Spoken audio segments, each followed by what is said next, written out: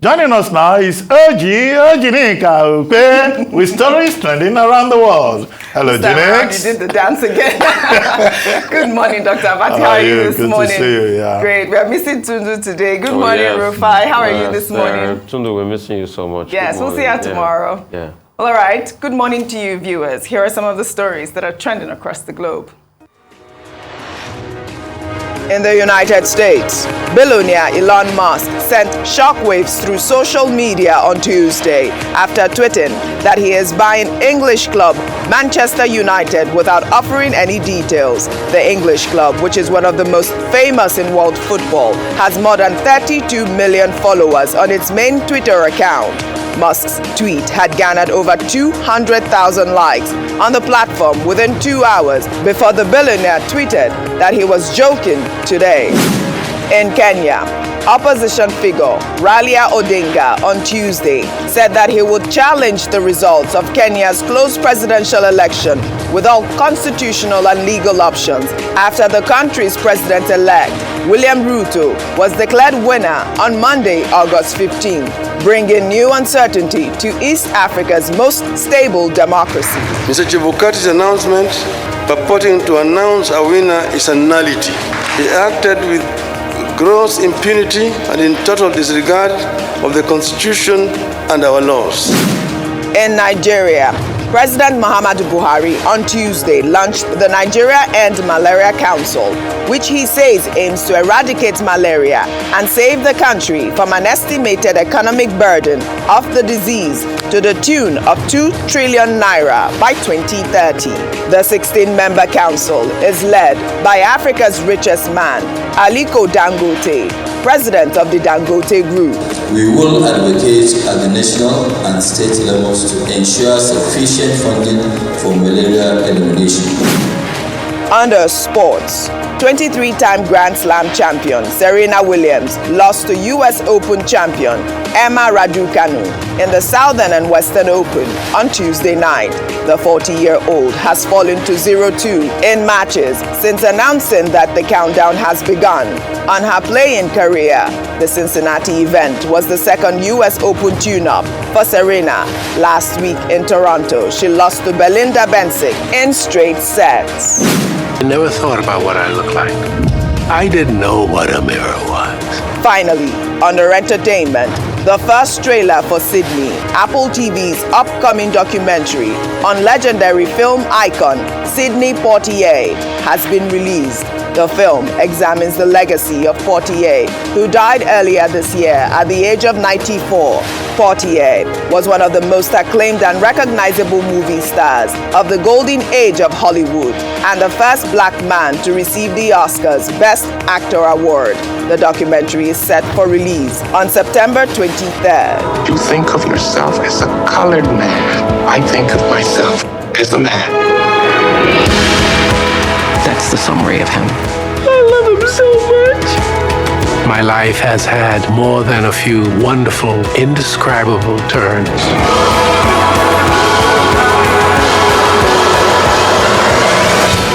And I have lived them. He is one of my favorite of all times. Dr. Abati, I'm sure he's yours as well. I mean, one of those unforgettable figures in the area of film, movies, performance, art, and culture. Yes. You know, a legend of the American cinema and one of the icons of Negro theater in the United States. Yes, Sidney Poitier, you know, he died in January at the age of 94. But he had, you know, quite a remarkable career. And in that, you know, report by you, he was saying that his life had very interesting turns. Yes. He came from Bahama, but he was born by accident in Miami, Florida, and suddenly became an American citizen. But, you know, those two aspects of his life later defined his career. He made his name first on the stage, playing in a stage play called Lysistrata by Aristophanes. Oh. I'll recommend it for I'll you. watch I don't it. want to give you a summary, otherwise you will accuse me of prurience on television. I know where you're going, but I have a favorite though. My Guess who's favorite coming to dinner? Yeah, guess who's coming Guess to dinner? who's coming to dinner? A Raisin in the Sun, Yes. Porgy and Bears, Shoot to Kill. Yeah. You know, these are some of the films he acted in. He was also a director. He was also a businessman. He was also a diplomat for Bahamas. He was Bahamas at a point ambassador to Japan, and also ambassador of Bahamas to the UNESCO. But of course, he will be remembered for his art, considering the fact that when he started, he was accused of having an accent. And audiences did not want to watch him. He had to go and learn, the right accent to be relevant. And then at some point, he was also banned, when he joined the leftist movement from performing. But he then went on. He was knighted by the Queen of England, and he will be remembered, for his grandeur, for his lifetime achievement, for his distinction as an actor. So a good example, source of inspiration to generations of actors, not just in the United States, but across the world. What a rich history. Thank you for that, Dr. Abati. It's about the evolution of Hollywood at this point. Well, let's begin what's trending. The Rivers State Governor, Nyesom Wike, has warned supporters of the presidential candidate of the People's Democratic Party, Atiku Abubakar, to focus on developing a winning strategy for the 2023 elections rather than peddle false rumors. The governor said this while speaking at the inauguration of the new government VIP lounge at the Port Harcourt International Airport. Wike's comments come amid speculations over whether he will support the PDP after losing the party's presidential and vice presidential tickets. On Tuesday, the governor was seen pictured with the presidential candidate of Labour Party, Peter Obi, the former governor of Ondo State, Dr. Olusegun Mimiko, Governor Samuel Ortom of Benue State, and the former governor of Cross River State, Donald Duke, among others, sparking several reactions on social media. Let's take some tweets. This is from Frankie, who wrote, well. When you see everyone rushing to Rivers State Government House, you will understand it's for a purpose. Wike is pressing their neck. And we must appreciate Donald Duke, Wike, and his camp. We understand a few persons in the camp are not happy. The goal is simple: rescue Nigeria. Well, Yemi wrote, why is Peter Obi going after PDP chieftains? He wants to deal with Atiku at all costs. If this is what he calls politics and wants to pay Atiku back after exposing him to national politics, then Nigerians need to be very careful of Peter Obi. Well, Pat wrote, it's normal because he won't ask Obi, that is Wike, not to pay him a visit. Will Wike campaign for Obi? No. Akeredolu and Sanwo-Olu was with Wike a few weeks ago. Gbajabiamila was with him as well. So who is he campaigning for? If Okowa chooses to visit him, he won't say no as well.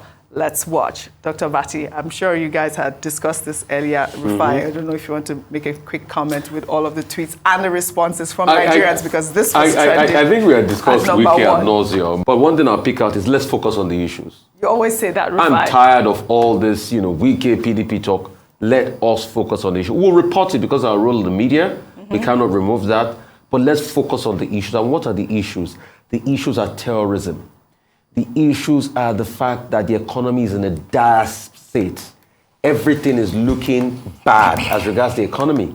The indices don't favor us. I'm not saying there are not good things too that are happening, but the bad things overwhelm the good things.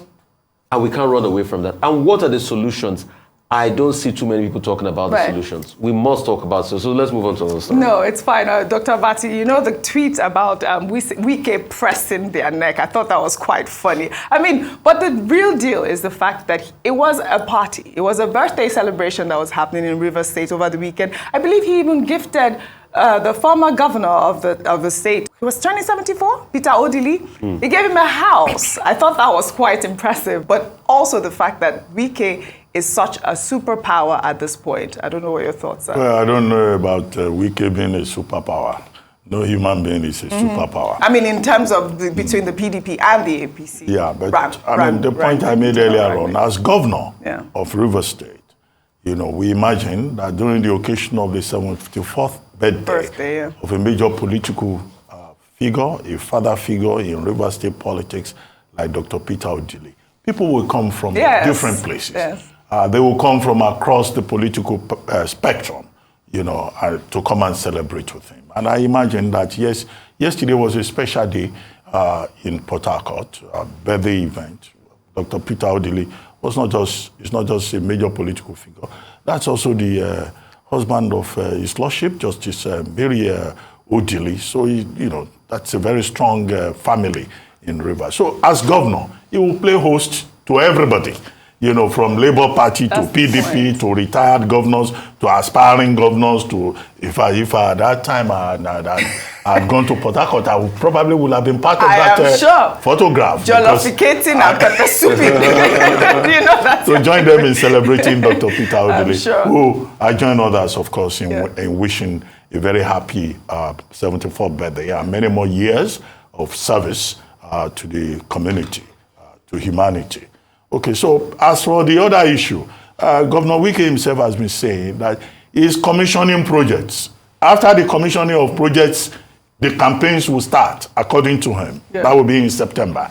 And he wants the PDP to, hold the governorship position.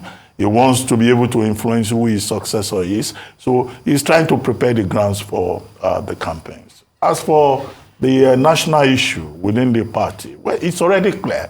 The candidate of the party, the standard bearer, Atiku Abubakar, is not going to change his running mate. That already is a done deal. Governor Wike himself has said he doesn't want to be a minister. He has said people should leave him alone to focus on winning the election in Rivers State, and the people who are in Abuja should stop saying, Wike did this, Wike did that. A meeting has been scheduled, we're told, for Friday between the so-called Wike camp and the Atiku camp. Whatever it is, the party should focus on its own interests.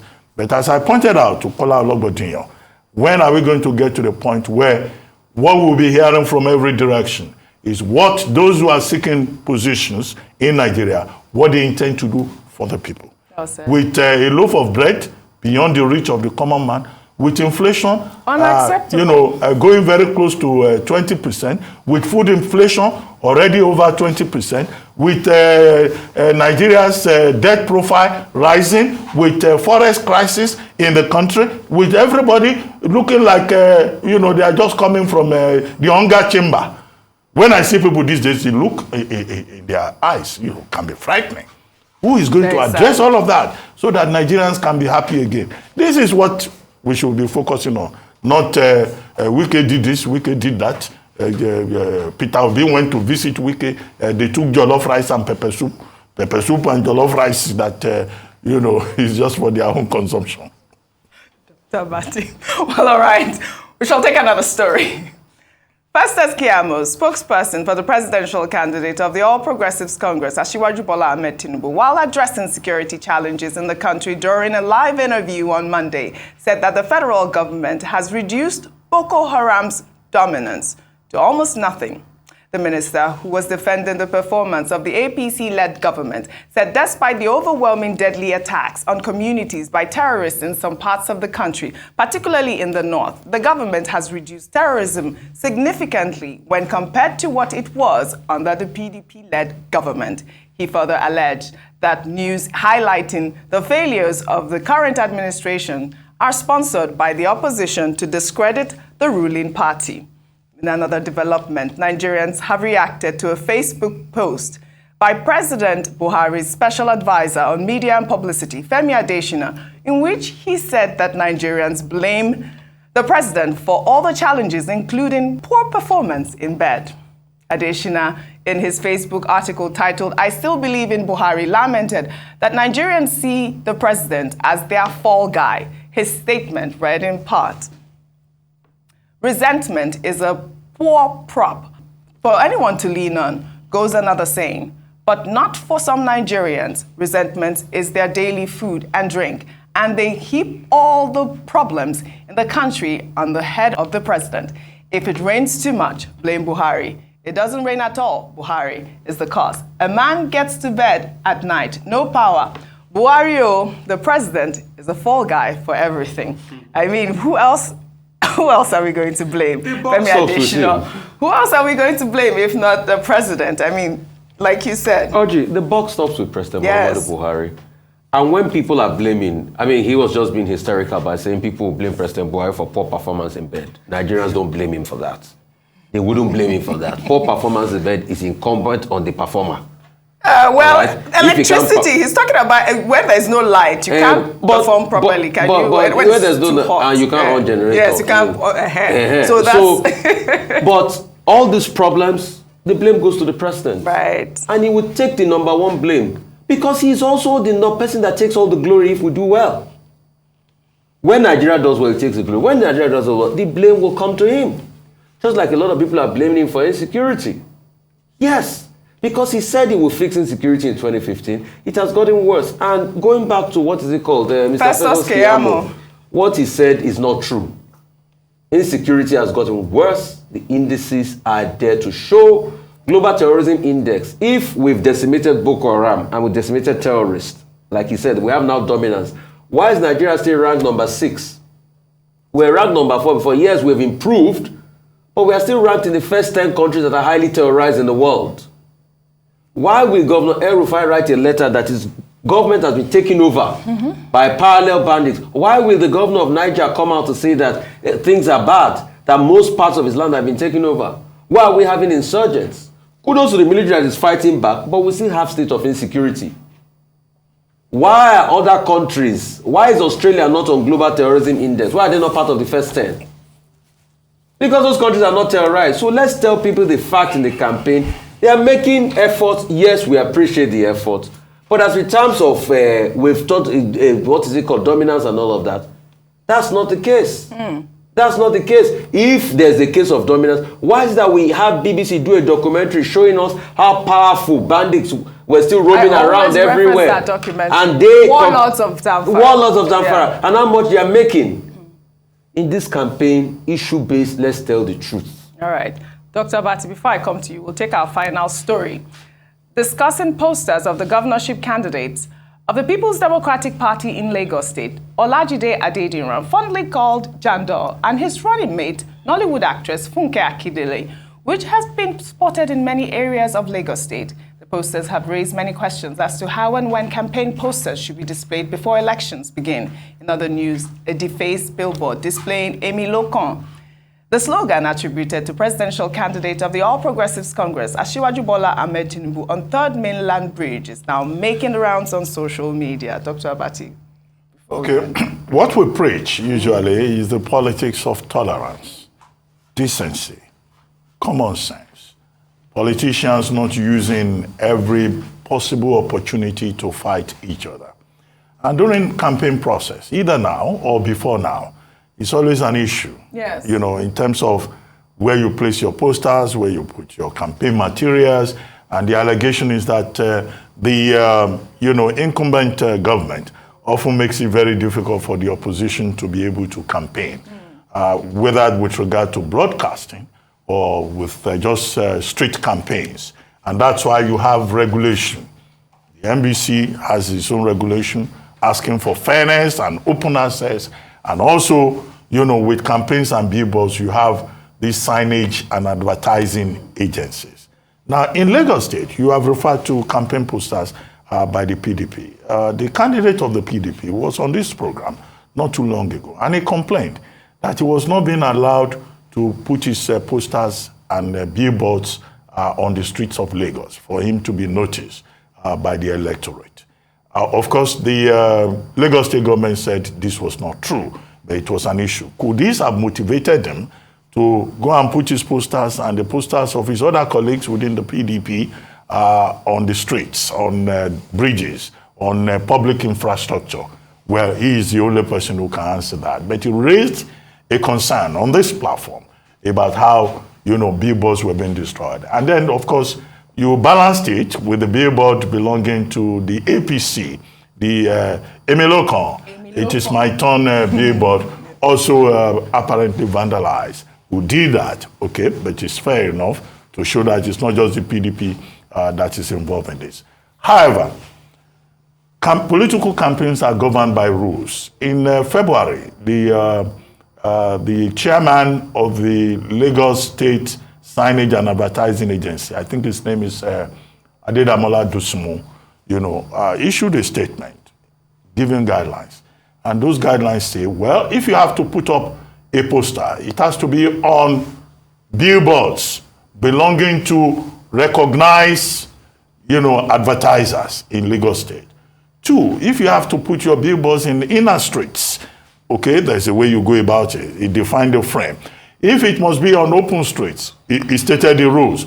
And he also went for that to say, you cannot put your posters on public infrastructure or on bridges or in unauthorized places. So what we have done to bring this forward, well, LASA, that's the name of the agency, will probably work on it and try to make sure that the rules are enforced. But even when those rules are enforced, those rules must be enforced fairly and in ensuring that every political party, every candidate, operates within the rules and that there is no discrimination or intimidation or harassment, as was previously alleged by the People's Democratic Party in Lagos State. I just wanted you to answer Femi Adesina real quickly. Well, Femi Adesina, yes, you said when he said, when a man gets to the bedroom, there is no power. You said maybe it's electricity that he's talking about. Yes, sometimes you go to the bedroom and there is no electricity. But the people who reacted to that is essay.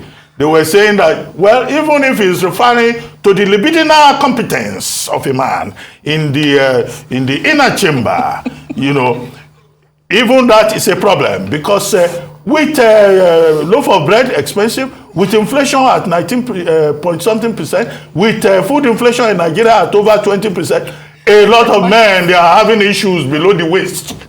In fact, I got a report the other day. One man was expecting one child. The wife went and became too fertile and produced two. The man ran away. Many men now are saying hospitals should keep the woman and keep the children. If you are expecting one, they come and give you 3. In Buhari's Nigeria, some men are saying no. So it's not impossible to stretch the point. All right. Okay. All right. But as for Keyamo, he's doing the job of a spin doctor. Right. So spin doctors sometimes tell lies. Well, thank you. But it's wrong to say previous government caused us problem. Yeah, absolutely. Well, thank you for cracking me up this morning. I'm sure your viewers love you. That's all I have for you on What's Trending today. I'll see you tomorrow.